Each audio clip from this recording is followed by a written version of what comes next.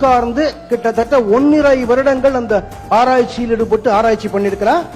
தம்பி, திருக்குறள்ல தலைப்புகள் நீங்களாக மொத்தம் எத்தனை எழுத்துக்கள் பயன்படுத்தப்பட்டிருக்கிறது? 40,900 எழுத்துக்கள். இவற்றில் உயிர் எழுத்துக்கள் எவ்வளவு? 3074. ஆயுத எழுத்துக்கள் எவ்வளவு? 50. மெய் எழுத்துக்கள் எவ்வளவு? 12,729. ஆக மொத்தம் அது எவ்வளவு? 15,728. இவைகள் போக மீதம் உள்ள உயிர்மை எழுத்துக்கள் எவ்வளவு? 25,047. அப்ப மொத்தம் எவ்வளவு வருது? 40,900.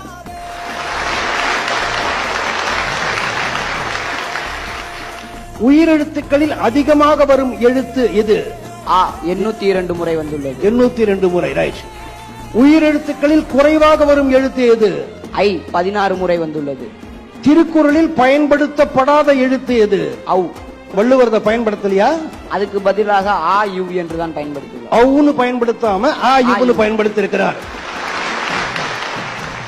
மெய் எழுத்துக்களில் அதிகமாக வரும் எழுத்து எது? 2 சுழியின் 2062 முறை வந்துள்ளது. மெய் எழுத்துக்களில் குறைவாக வரும் எழுத்து எது?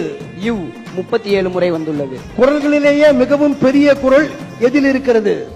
957வது குறள் 39 எழுத்துக்கள் கொண்டவை.